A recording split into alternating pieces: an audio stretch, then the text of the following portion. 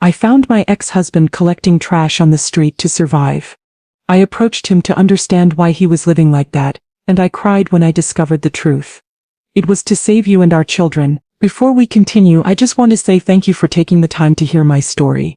If you're comfortable, let me know where you're listening from, and what time it is where you are. Now let me tell you my story. The traffic light turned red at the intersection of 5th and Morrison in a part of downtown I rarely visited anymore. It was the rough section, abandoned storefronts with broken windows, trash accumulated in doorways, the kind of neighborhood that had seen better days decades ago and never quite recovered. I was only here because my GPS had rerouted me around an accident on the highway. Otherwise, I would never have seen him. At first, it was just a homeless man digging through the dumpster behind what used to be a Chinese restaurant. Nothing unusual in this neighborhood. I'd seen 3 other people in similar situations just on this block. But something about the way he moved caught my attention. The careful, methodical way he sorted through the garbage. The precise movements of his hands as he separated what was useful from what wasn't. Something achingly familiar about his posture, even bent over a dumpster in clothes that hung off his thin frame. The light changed to green, but I didn't move. Cars honked behind me. I pulled into a parking spot that probably wasn't legal, and got out of my car, my heart pounding in a way I couldn't explain. I walked closer, my nursing shoes clicking on the broken pavement, 20 feet away, then 10, then 5. He pulled something from the dumpster. Looked like half a sandwich still wrapped. He examined it carefully, the way someone examines something precious, then placed it gently in a shopping cart that held what appeared to be all his worldly possessions. Thomas, the word came out as barely a whisper. But he heard it. He froze, his hand still on the shopping cart handle. For a long moment he didn't turn around. Then slowly, like a man facing his execution, he turned to face me. My hand flew to my mouth. It was Thomas. My ex-husband of 15 years. But not the Thomas I remembered. That Thomas had been solid, healthy, with dark hair just starting to gray at the temples and laugh lines around his eyes. That Thomas had worn pressed shirts and carried a briefcase and smelled like the cologne I'd bought him every Christmas. This Thomas was gaunt, his cheeks hollow, his skin weathered and aged beyond his 70 years. His hair was completely white and long, pulled back in a messy ponytail. His clothes were layered and dirty, and he carried the distinct smell of someone who lived on the streets. But his eyes, those were the same warm brown eyes I'd fallen in love with when I was 17 years old. Margaret, his voice cracked on my name. Don't, you shouldn't see me like this. I couldn't speak, couldn't move. I just stood there staring at this ghost from my past. This man I'd once shared 35 years of my life with, now reduced to digging through garbage to survive. What happened to you? I finally managed. Why are you living like this? Where have you been? He tried to turn away to hide his face.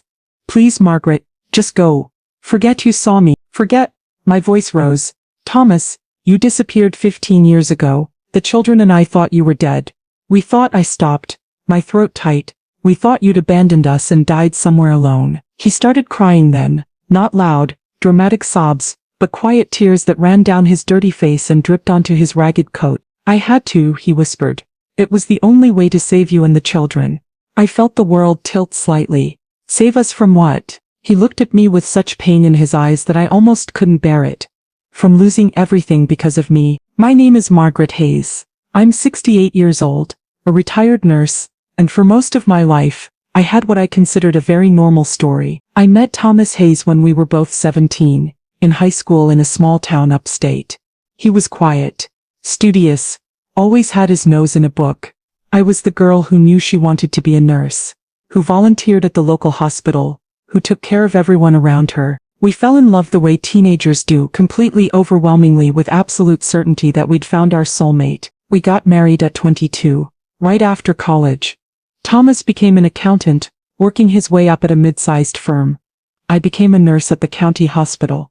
We bought a small house, had 3 children in quick succession, David, then Sarah 2 years later, then Michael 3 years after that. It was a good life, not glamorous. We never had a lot of money. Thomas was careful, almost obsessive about budgeting and saving. Every penny was accounted for, every purchase considered, but we were comfortable. We took modest vacations, sent our kids to good schools, saved for retirement. Thomas was a good husband, reliable, steady, kind. He wasn't romantic in the traditional sense. No surprise bouquets or grand gestures. But he was there, every day without fail. He packed the kids' lunches when I worked early shifts. He held me when I came home crying after losing a patient. He attended every school play, every parent-teacher conference, every birthday party. For 35 years Thomas was my partner, my rock, the person I trusted more than anyone in the world. And then, 15 years ago, everything changed. It started with small things. Thomas staying late at work, taking phone calls in another room, becoming distant, distracted. He stopped sleeping in our bedroom, claiming he didn't want to wake me with his insomnia. He stopped touching me, stopped really looking at me. I thought it was stress from work. Then I thought maybe it was a midlife crisis. He'd just turned 55. Then, as the distance grew, I started to think it was an affair. I had no proof, no lipstick on collars, no strange charges on credit cards, just a gut feeling that my husband was keeping secrets. 6 months into this strange behavior, I confronted him. We were sitting in our kitchen on a Sunday morning. The kids were grown and gone. David was 30, married with 2 kids of his own. Sarah was 27, just finishing law school. Michael was 25, teaching at an elementary school. Thomas, I said, my coffee cup shaking slightly in my hands. Are you having an affair? He looked up at me with such pain in his eyes that I knew something was terribly wrong. But not what I expected. No, he said quietly. I'm not having an affair. Then what's going on? You've been distant for months. You won't talk to me. You won't sleep in our bed. You barely look at me anymore. I want a divorce. The words hung in the air between us like a bomb that hadn't quite exploded yet. What? I'm sorry, Margaret. I can't do this anymore. I want a divorce. I stared at my husband of 35 years, the father of my children, my best friend, and saw a stranger. Why? Thomas, talk to me. What's wrong? Whatever it is, we can work through it. We can't. I'm sorry. I've already contacted a lawyer. I'll give you everything, the house, the savings, my retirement account. You'll be taken care of. But I need to leave. Leave? Thomas, you're not making any sense. Why would you? Please, Margaret. His voice broke. Please don't make this harder than it already is. Just trust me. This is for the best. I didn't trust him.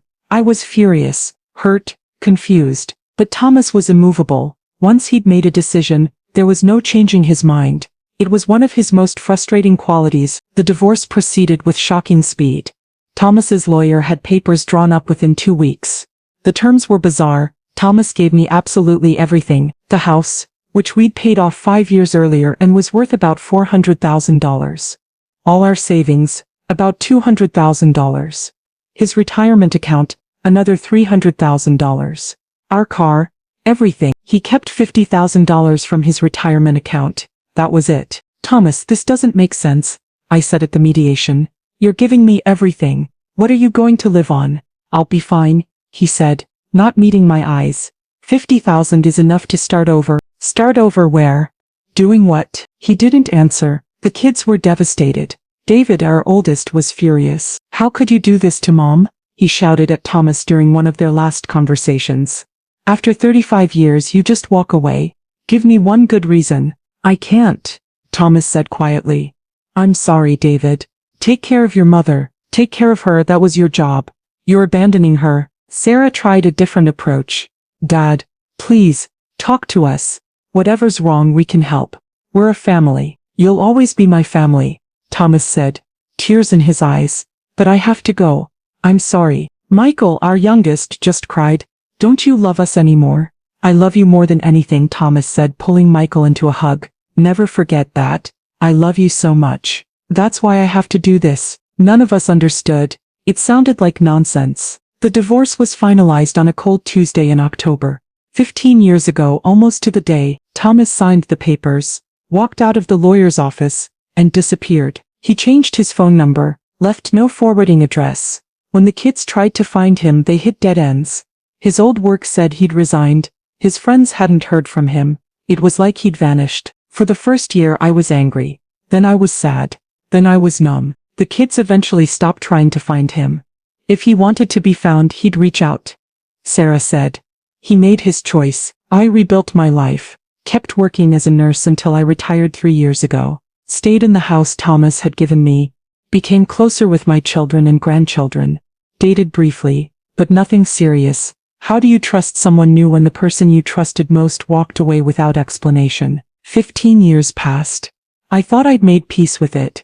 Thought Thomas was just a painful chapter in my past that was over. And then I saw him digging through a dumpster on 5th and Morrison. We need to get you off the street, I said once I could speak again. Come on, I'm taking you somewhere we can talk. Margaret. No. You don't understand. You're right, I don't understand. But you're going to explain. Get in the car, Thomas. I used my nurse voice. The one that had been ordering patients around for 40 years. Thomas, despite everything, responded to it. He always had. He hesitated, looking at his shopping cart full of possessions. Bring it, I said. We'll put it in the trunk. 20 minutes later, we were sitting in a coffee shop 6 blocks away. I'd wanted somewhere public, somewhere with people around. I didn't trust myself to be alone with him yet. Didn't trust what I might say or do. I bought Thomas a large coffee, a sandwich, a muffin, and a piece of pie. He stared at the food like it was a mirage. Eat, I said. Then talk. He ate slowly, carefully, the way people eat when they're not sure when they'll eat again.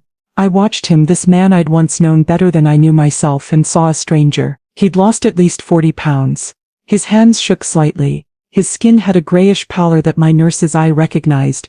Chronic illness, poor nutrition, stress. When he'd finished eating, he wrapped his hands around the coffee cup and looked at me. I didn't want you to ever see me like this, he said quietly. I wanted you to think I'd moved on. Started a new life somewhere. Been happy. Well, I didn't think that. The kids and I thought you'd either abandoned us or died. Those were the only options that made sense. He flinched.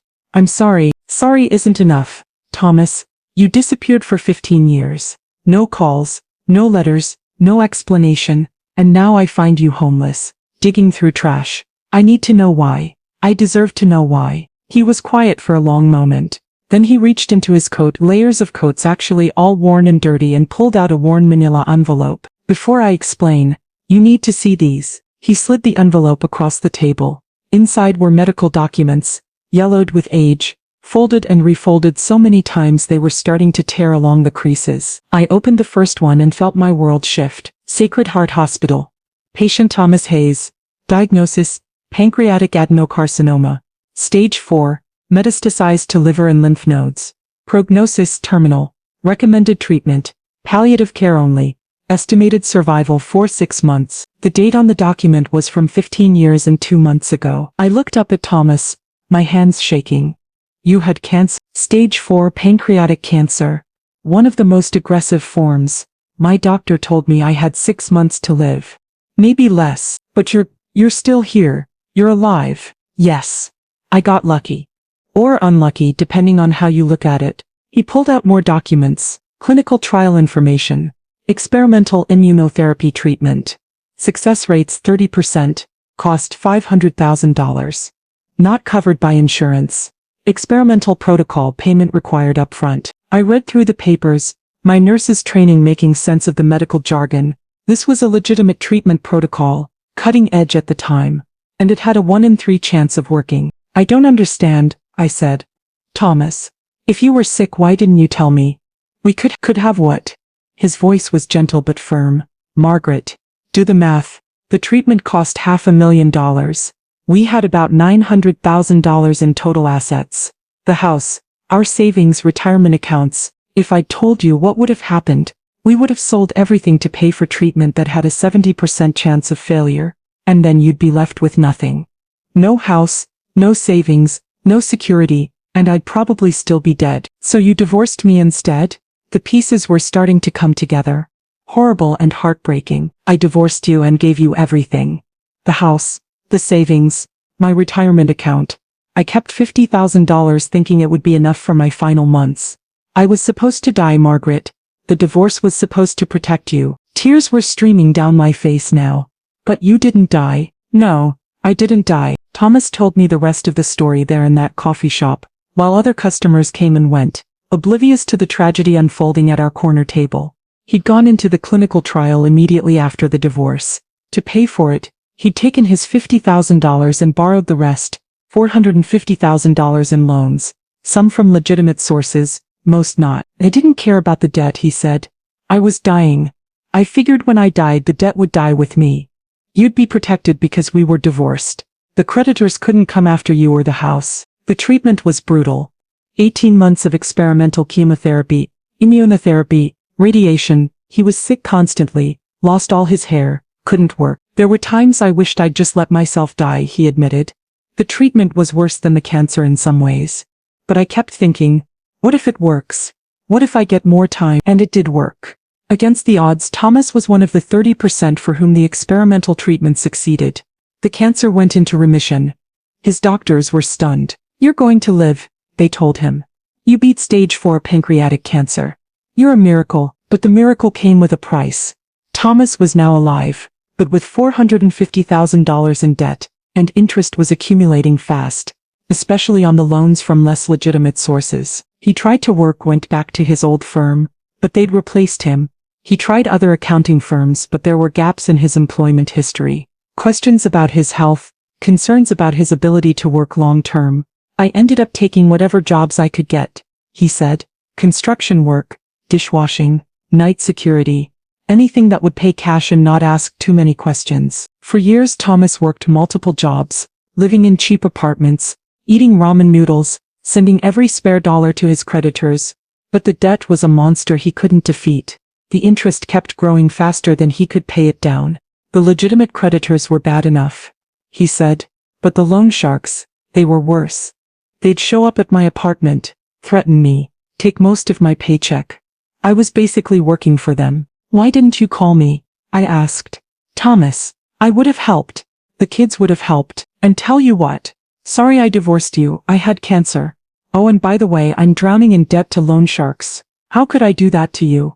You and the kids thought I'd abandoned you. I couldn't burden you with the truth. So you just suffered alone for 13 years? It was my choice. My consequence. I made the decision to get the treatment, to go into debt. I didn't want to drag you down with me. 2 years ago, everything got worse.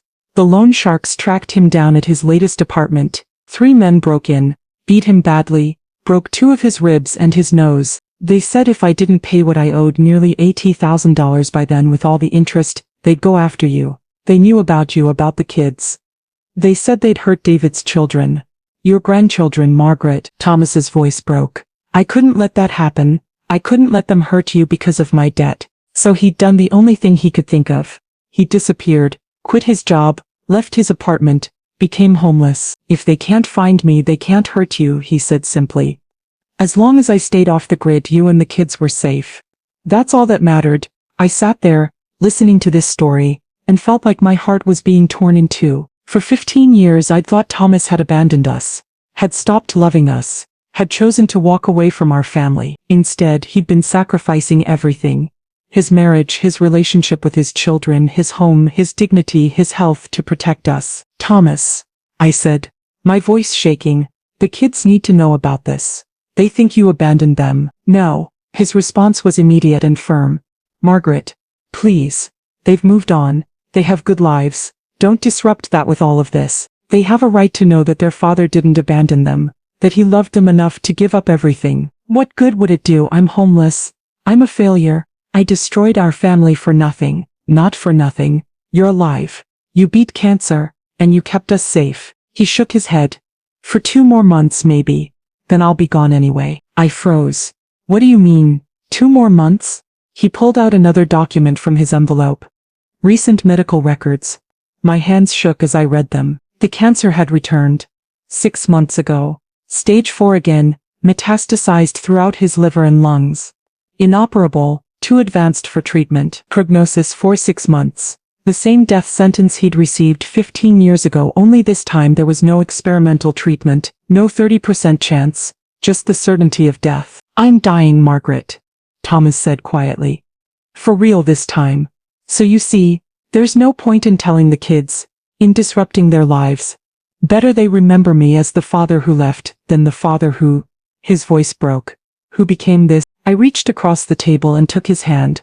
It was rough, calloused, the hand of someone who'd worked manual labor and lived on the streets. But it was still Thomas's hand. We're telling the kids, I said firmly, and then we're going to figure this out together. Margaret, no. Thomas, you've been alone for 15 years. You've sacrificed enough. However much time you have left, you're not spending it on the streets. Do you understand me? He started crying again. Great heaving sobs that shook his thin frame. I'm so sorry for all of it. I know, but we're fixing this. Starting now. I called Sarah first. My daughter, the paralegal. If anyone could help untangle Thomas's legal and financial situation, it would be her. Mom, is everything okay? Sarah answered on the first ring, concern in her voice. I rarely called in the middle of the day. Sarah, honey, I need you to meet me at Sacred Heart Hospital as soon as you can, and call your brothers. Tell them to come too. What's wrong? Are you okay? I'm fine. But Sarah, your father is alive. Silence on the other end. Then, what? Your father, Thomas. He's alive and he's sick, and I need you all to come to the hospital. Can you do that, Mom? I don't understand. I'll explain everything when you get here. Just come. Please. I drove Thomas to Sacred Heart Hospital, the same hospital where I'd worked for 30 years. The emergency room staff recognized me immediately. Margaret, good to see you. What brings you in? I need a room and a doctor for for Thomas.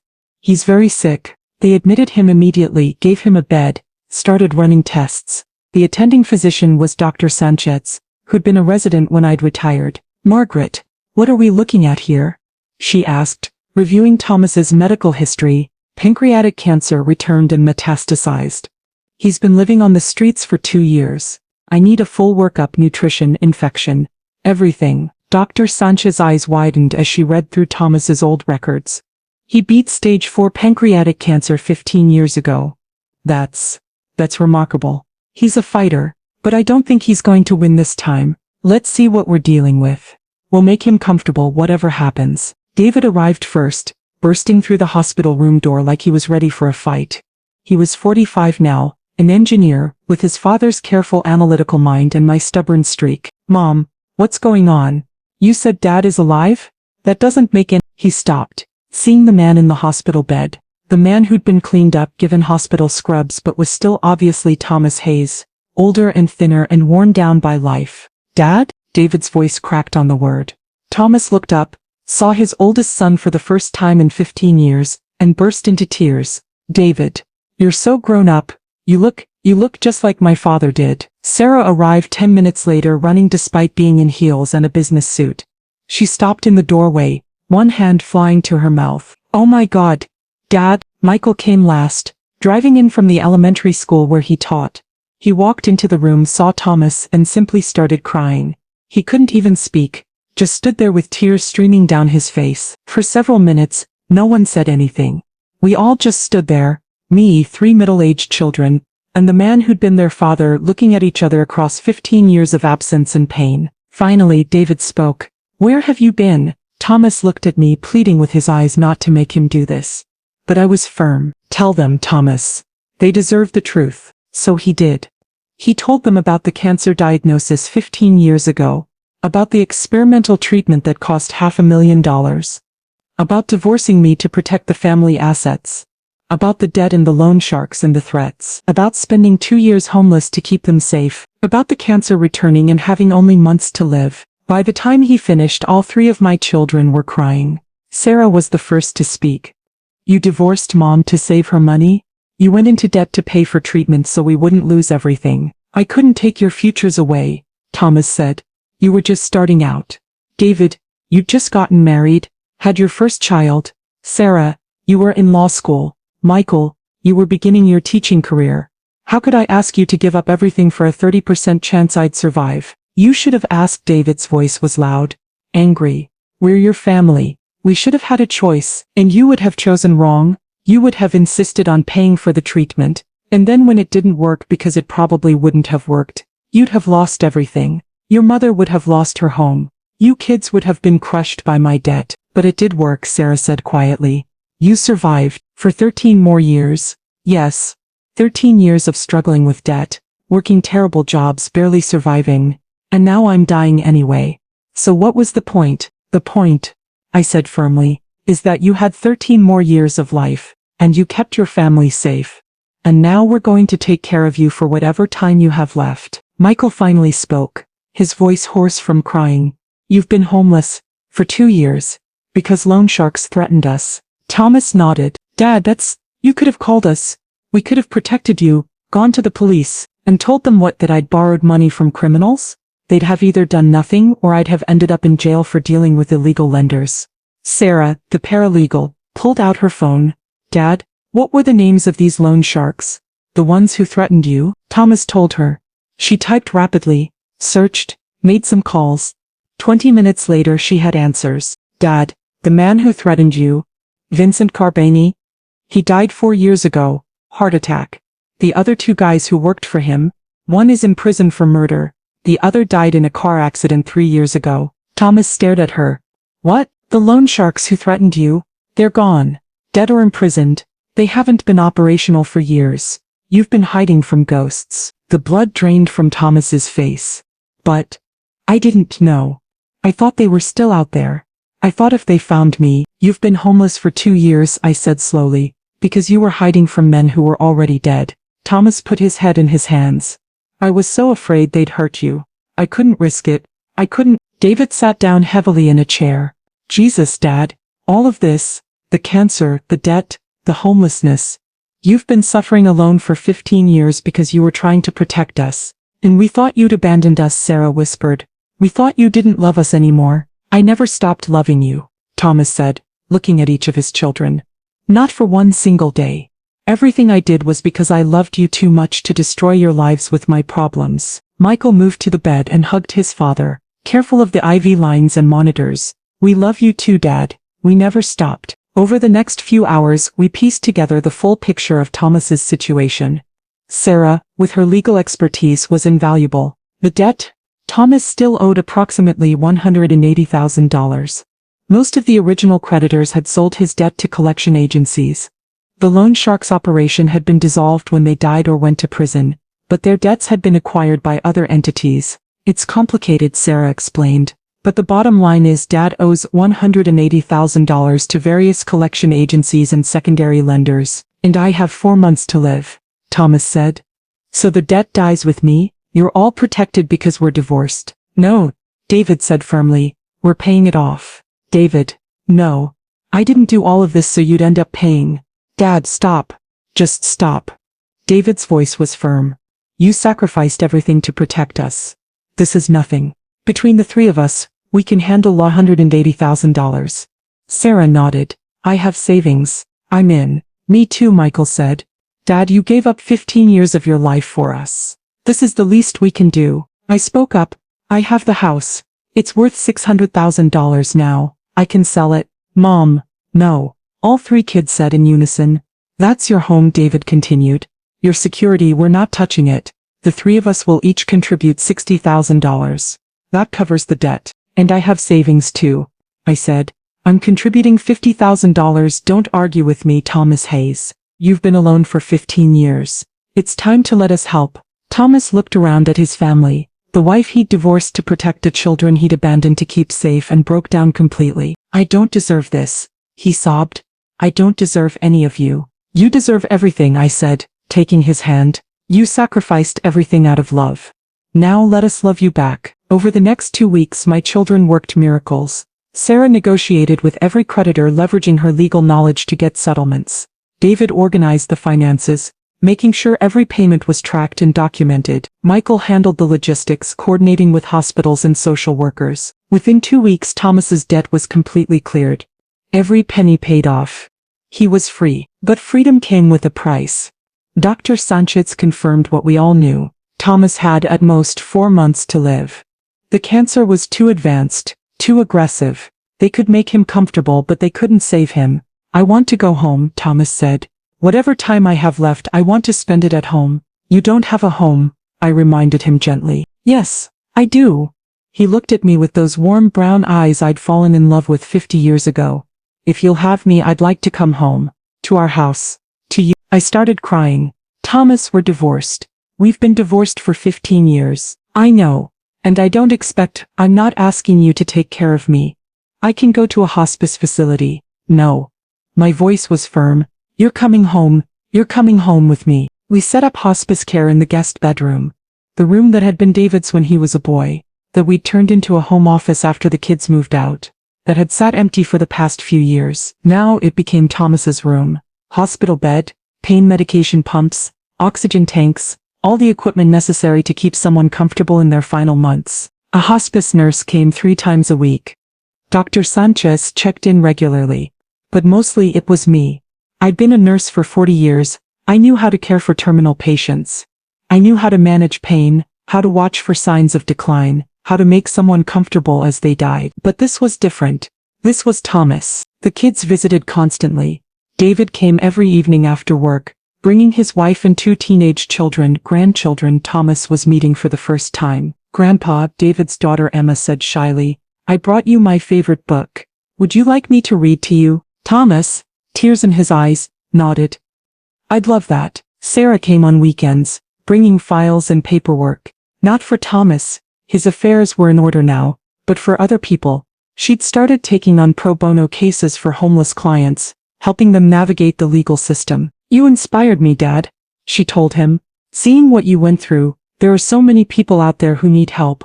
I want to do something that matters." Michael brought his students' artwork covering Thomas's walls with crayon drawings and watercolors. "The kids made these for you," he explained. "I told them my dad was sick, and they wanted to help." Thomas studied each drawing carefully, as if they were masterpieces. "Thank you," he'd whisper. "Tell them thank you." But most of the time it was just me and Thomas. We'd sit in that room, me in a chair beside his bed, him propped up on pillows, and talk. We talked about the early years of our marriage, when we were young and broke and so in love it hurt. About the kids as babies, toddlers, teenagers. About the house we'd bought, the vacations we'd taken, the life we'd built together. "I'm sorry," Thomas said one evening, about a month after he'd come home. "For all of it. For leaving, for lying, for making you think I didn't love you. I know why you did it," I said. "I understand now, but do you forgive me?" I thought about that question for a long time. Did I forgive him for divorcing me without explanation? For disappearing for 15 years? For suffering alone when he could have come to me for help? "I forgive you," I said finally. "But Thomas, I need you to understand something. I would have rather been poor with you than comfortable without you. I would have sold the house, spent every penny, lived in a cardboard box if it meant staying together. I know that now, but at the time I thought I was doing the right thing. The right thing would have been trusting me, letting me make the choice with you. We were married, Thomas. We were partners. You took that choice away from me." He was quiet for a long moment. "You're right. I was trying to protect you, but I was also being controlling, deciding what was best for you without asking. I'm sorry for that. Thank you for saying that. If I could do it over," he trailed off. "But you can't. None of us can. We just have to make peace with the choices we made." Another evening, about 2 months in, Thomas asked me something that had clearly been weighing on him. "Do you ever think about what might have been? If I'd told you about the cancer 15 years ago? If we'd faced it together, every day," I admitted. "I think about how different things could have been. We could have had 15 more years together. Real years. Not just these final months. You might have lost the house, lost your savings, and we would have figured it out. We always did. Remember when the furnace broke in the middle of winter and we couldn't afford to replace it? We wore coats inside for 3 weeks until we could save up enough for a used one." He smiled at the memory. "You wore that terrible orange parka, even to bed. It was warm, and we survived. We would have survived the cancer debt too. Maybe, or maybe it would have destroyed us. We'll never know. But Thomas, I need you to hear this. I would have chosen to face it together, even if it meant losing everything. Even if the treatment hadn't worked and you died anyway, I would have wanted to be there with you holding your hand, not spending 15 years thinking you'd abandoned me." Tears rolled down his face. "I robbed you of that. I robbed both of us." "Yes, you did. And I can forgive you for it. But I can't pretend it doesn't hurt. We lost 15 years, Thomas. 15 years we can never get back." "I'm so sorry." "I know. And I love you anyway. I never stopped loving you even when I thought you'd left me for another woman. Even when I thought you didn't care anymore. Some part of me always loved you. I always loved you too. Every single day of these 15 years, I loved you. I just loved you from a distance because I thought that was what would keep you safe." 3 months after Thomas came home, we had a family dinner. All 3 kids, their spouses, all 8 grandchildren. We ordered pizza and ate in Thomas's room, crowded around his bed, laughing and telling stories. Emma, David's daughter was telling a story about school when Thomas suddenly asked for quiet. "I need to say something," he said, his voice weak but determined. "To all of you." The room fell silent. "I made a lot of mistakes in my life. The biggest one was thinking I could protect you by leaving, by suffering alone, by pushing away the people I loved most. I thought I was being noble, sacrificial, but really I was being arrogant. I decided what was best for all of you without asking, without trusting you to be strong enough to handle hard things." He looked at each of his children. "David, Sarah, Michael, you were stronger than I gave you credit for. You didn't need me to protect you, you needed me to trust you. And Margaret," he turned to me, tears streaming down his face. "I wasted 15 years. 15 years we could have spent together. Because I thought I knew what was best for you. I'm sorry doesn't begin to cover it. But I want you all to know something. The time I've had here these past 3 months with you, they've been the happiest months of my life. Not because I'm dying, but because I'm not alone anymore. You taught me that love isn't about protecting people from hard things. It's about facing hard things together. And I'm grateful I got to learn that lesson. Even if I learned it too late." There wasn't a dry eye in the room. David cleared his throat. "Dad, we're grateful too. Grateful you survived the cancer 15 years ago. Grateful you're here now. Grateful we got this time with you even though we wish we'd had more. You're a hero, Dad," Sarah said. "You sacrificed everything for us. We understand that now." Michael just hugged his father, careful not to disturb the IV lines. "I love you, Dad. I love all of you," Thomas said. "So much." Thomas died on a Sunday morning in January. Exactly 4 months after I'd found him by that dumpster. I was beside him holding his hand. The kids were there too, along with several grandchildren. He slipped away peacefully, the morphine keeping him comfortable, surrounded by the family he'd sacrificed everything to protect. His last words were to me, "Thank you for bringing me home." The funeral was large, larger than I'd expected.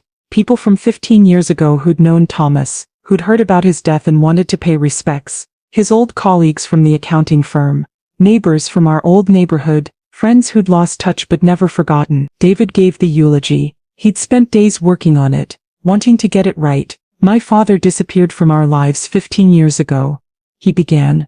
"For years we thought he'd abandoned us, that he'd stopped loving us, that he'd chosen to walk away from his family. We were wrong." He told the story, not all of it. Some parts were too private, but enough. About the cancer, the experimental treatment, the debt, the sacrifice. "My father divorced my mother to save her assets. He went into debt to save his own life. He became homeless to protect us from threats. He was alone, sick and destitute because he loved us more than he loved himself. That's not abandonment. That's sacrifice. That's love in its purest, most painful form." In the end, we got 3 months with him. 3 months to tell him we understood, that we forgave him, that we loved him. It wasn't enough time, but it was more than we thought we'd get, and we're grateful for it. After the funeral, people came up to me with tears in their eyes. "I had no idea," Thomas's old boss said. "I thought he just quit. If I'd known." "We all wish we'd known," I said gently. But Thomas was very good at hiding his pain. An older woman I didn't recognize approached me. "Mrs. Hayes, I'm Dr. Chen. I was your husband's oncologist 15 years ago. The one who told him about the experimental treatment." "Yes. I wanted you to know. Thomas was one of my greatest successes, and one of my biggest regrets." "Why regret?" "Because I didn't push him harder to involve his family. He told me he wanted to do the treatment alone, that he didn't want to burden you. I respected his wishes. But I should have insisted. I should have known that isolation would cause its own kind of harm." "You saved his life," I said. "He got 13 more years because of that treatment. That's not nothing, but he spent those years suffering, alone. That's not nothing either." I didn't have an answer for that. 6 months after Thomas died, I was invited to speak at a senior center about my experience. They'd heard about Thomas's story and wanted me to share it with their members, many of whom were facing difficult decisions about health, finances, and family. I stood in front of about 60 people and told them the truth. My husband divorced me 15 years ago. For years I thought he'd abandoned me for another woman. I was angry, hurt, confused. What I didn't know was that he'd been diagnosed with terminal cancer and divorced me to protect my assets. He gave me everything in the divorce, our house, our savings, his retirement account, and used his portion to pay for experimental treatment that cost $500,000. The treatment worked. He survived. But he was left with massive debt. For 13 years he worked terrible jobs, lived in poverty, struggled to pay off loans. Then he became homeless for 2 years because loan sharks threatened to hurt me and our children if he didn't pay. I found him by accident, digging through a dumpster to survive. When I learned the truth, I brought him home. We cleared his debts, reconciled as a family, and I cared for him during his final 4 months of life. An elderly woman in the front row raised her hand. That's the most beautiful love story I've ever heard. Is it? I asked gently. Because I'm not sure. Yes, Thomas loved me. He sacrificed everything out of love. But he also didn't trust me enough to face his cancer together. He made a decision that affected both of us without including me. He robbed us of 15 years we could have spent together. Love isn't just about protecting people, I continued. It's about partnership. It's about trusting your partner to be strong enough to face hard things with you. Thomas and I could have faced his cancer together. We could have sold the house, spent our savings, taken on debt as a team. Yes, we might have lost everything, but we would have had each other. Instead, he made the decision alone, and we both suffered for it. Him physically and financially, me emotionally. We lost 15 years of our lives because he thought he knew what was best for me. A man in the back spoke up. But he survived. The treatment worked. If he'd told you, you might have talked him out of it. Maybe I would have supported him. We'll never know. Because he didn't give me the choice. I'm not saying Thomas was wrong to get the treatment. I'm saying he was wrong to hide it from me. Wrong to divorce me without explanation.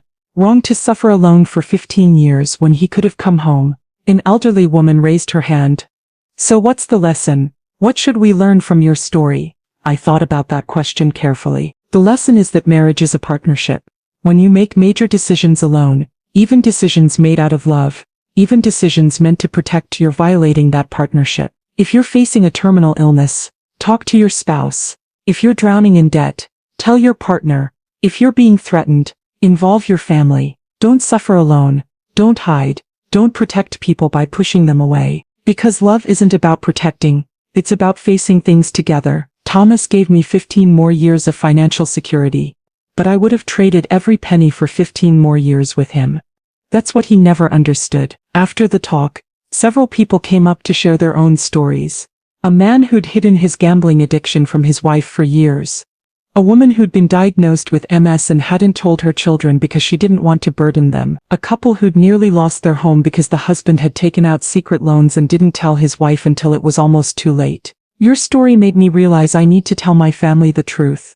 The woman with MS said, I've been trying to protect them, but really I'm just pushing them away. Tell them, I encouraged. Give them the chance to support you. Don't make Thomas's mistake. A year after Thomas died, I did something I'd been thinking about for months. I went back to the corner of 5th and Morrison, to the dumpster where I'd found Thomas digging through garbage, looking for something to eat. It was still a rough neighborhood.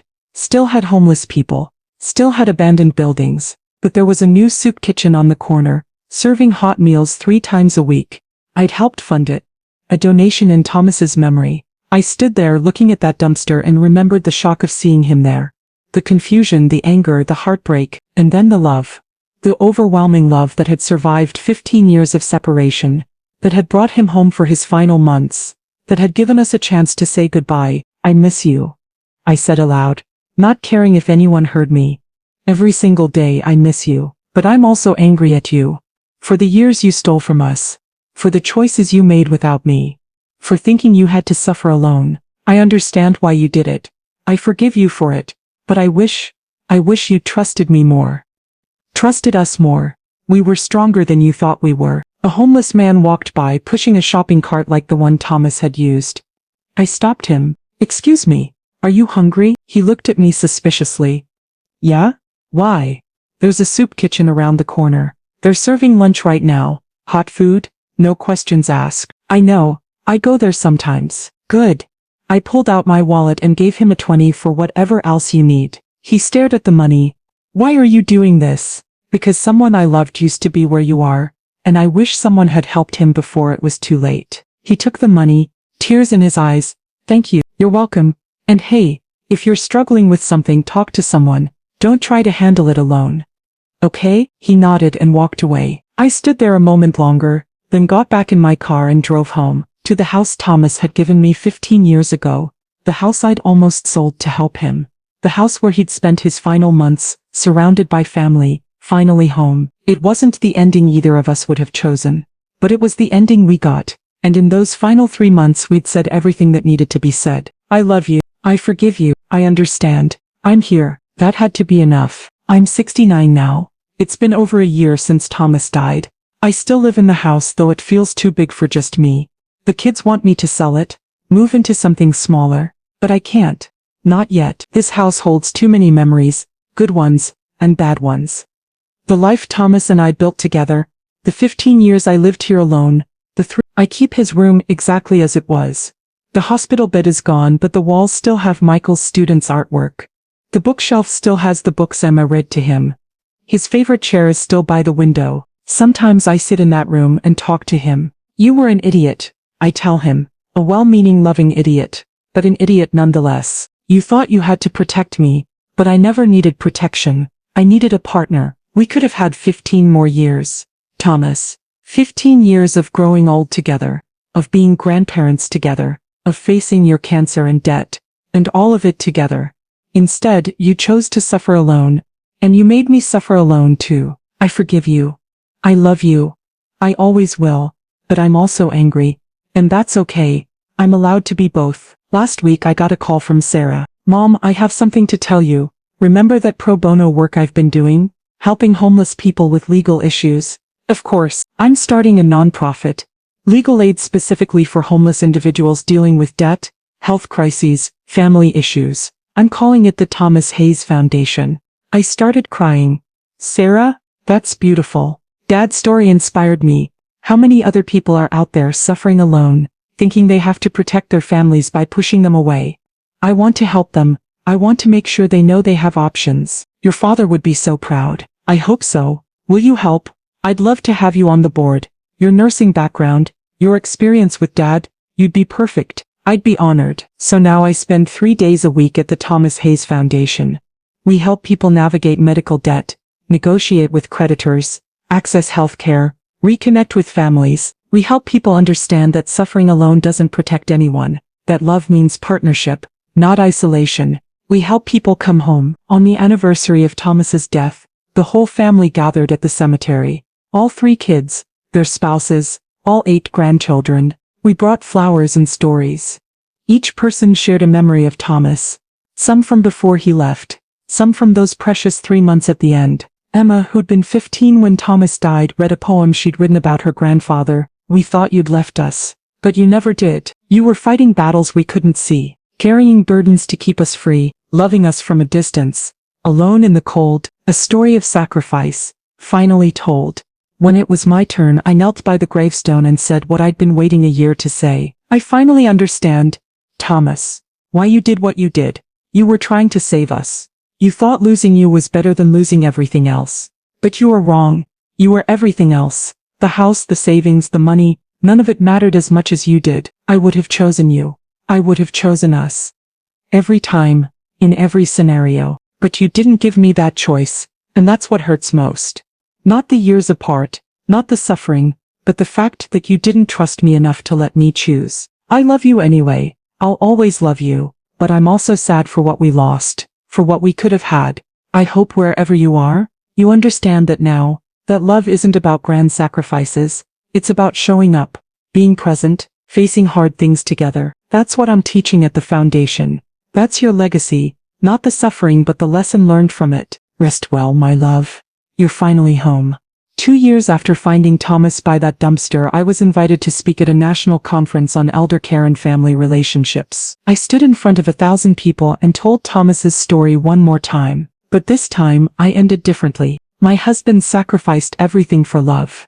He divorced me, went into debt, became homeless, all to protect me and our children. When I found him and learned the truth, I brought him home. We had 3 months together before he died. People often tell me this is the most beautiful love story they've ever heard. And in some ways it is. Thomas loved me enough to give up everything. That's profound, but I want to offer a different perspective. Thomas's sacrifice wasn't necessary. It wasn't noble, it was a mistake born from fear and lack of trust. If he'd told me about his cancer, we could have faced it together.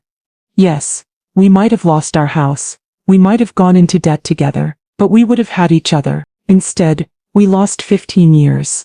15 years of partnership, companionship, love. 15 years we can never get back. So when people tell me this is a beautiful love story, I say yes, but it's also a tragedy.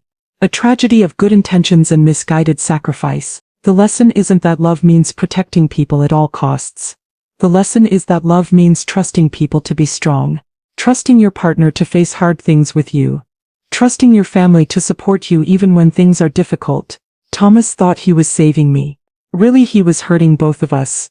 We both spent 15 years suffering, him in poverty and isolation, me in confusion and abandonment. If I could give Thomas one message, it would be this. I didn't need you to protect me. I needed you to trust me, to believe in us, to choose partnership over sacrifice. That's what real love looks like. Not grand gestures, not solitary suffering, but showing up, being present, facing life together, whatever it brings. The applause was thunderous. Afterward, dozens of people came up to share their stories. A man who'd hidden his depression from his family for years because he didn't want to burden them. A woman who'd been diagnosed with Alzheimer's and hadn't told her children because she was trying to protect them. A couple who'd nearly divorced because the husband had made major financial decisions without consulting his wife. Your story helped me see what I was doing wrong. The man with depression said, I thought I was protecting my family by suffering alone. Really, I was pushing them away. Talk to them, I urged. Let them help you. That's what families are for. I'm 70 now. It's been 3 years since I found Thomas. 2 years since he died. I still miss him every day. Still get angry sometimes at the choices he made. The years we lost. Still love him with a fierce, complicated love that encompasses both forgiveness and grief. The Thomas Hayes Foundation is thriving. We've helped over 200 people in the past 2 years. People drowning in medical debt. People living on the streets. People who thought they had to face impossible situations alone. We help them understand they don't have to. We connect them with resources, legal help, medical care, family counseling. We help them come home, literally and figuratively. Last month we helped a man named James. He'd been living on the streets for 3 years, hiding from debt collectors, convinced that if they found him they'd hurt his daughter. His daughter was 45. She'd been looking for him for years. We reunited them, cleared his debt, got him into stable housing. He cried when he saw his daughter for the first time in 3 years. I was trying to protect you, he told her. I didn't need protection, she said, echoing my own words. I needed my father. I watched them embrace and thought about Thomas, about how many years he'd wasted trying to protect me from something I was strong enough to handle, about how suffering alone doesn't actually protect anyone. It just creates more suffering. That night I went home to the house Thomas gave me 32 years ago. The house he kept giving me in different ways throughout our lives. I sat in his room and talked to him, like I do most evenings. We're doing good work, Thomas. The foundation is helping people, helping them avoid the mistakes you made. I wish you could see it. I wish you could see how your story is changing lives. Not because you were noble, but because you were wrong. Because people see your mistakes and learn from them. That's your real legacy. Not the sacrifice, not the suffering, but the lesson. Love means partnership, not isolation. I miss you. I'm still angry at you. I love you anyway. All of that can be true at once. And I hope wherever you are you understand now. You finally understand that I never needed you to protect me from the hard things. I just needed you. That's all. Just you, beside me, facing life together. That would have been enough. That would have been everything. I sat there in the quiet, in the room where Thomas spent his final months, where he finally came home, and I made peace, once again, with the fact that love is complicated, that you can forgive someone and still grieve what you lost, that you can understand why someone made terrible choices and still wish they'd chosen differently. Thomas loved me enough to sacrifice everything, but what I needed wasn't sacrifice. I just needed him. That's the truth I carry with me. The truth I share with everyone who asks about my beautiful love story. It was beautiful, and it was tragic, and it was unnecessary, and I wouldn't trade the 3 months we had at the end, but I'll spend the rest of my life mourning the 15 years we lost. That's love too. The complicated, messy, bittersweet kind that encompasses both joy and grief, forgiveness and anger, understanding and regret. Thomas gave everything to protect me, but I would have given everything just to have him beside me. That's the difference. That's the lesson. That's what I hope everyone learns from our story. Love isn't about grand sacrifices. It's about choosing to face life together. Every day, every challenge, every joy and every hardship, together. That's what Thomas and I should have had. That's what he took from us with his well-meaning but misguided choices. And that's what I work every day to help other people understand, so they don't make the same mistake. Because suffering alone doesn't protect anyone, it just means you suffer alone. And the people who love you suffer too, wondering where you went and why you left. I'm Margaret Hayes. I'm 70 years old. My husband divorced me to protect me, then spent 15 years in poverty and homelessness because he loved me too much to burden me with his problems. I found him, brought him home and cared for him as he died. And I learned that love means so much more than protection. It means trust, partnership, facing hard things together. That's Thomas's legacy. Not the sacrifice, but the lesson learned from it. And I'll spend the rest of my life making sure that lesson helps others avoid the same painful mistakes. Because that's what love means to me now. Not protecting people from hard truths, but trusting them to be strong enough to hear them. Thomas, wherever you are, I love you. I forgive you and I hope you finally understand what I needed most. Not your sacrifice, just you. Always. Just you.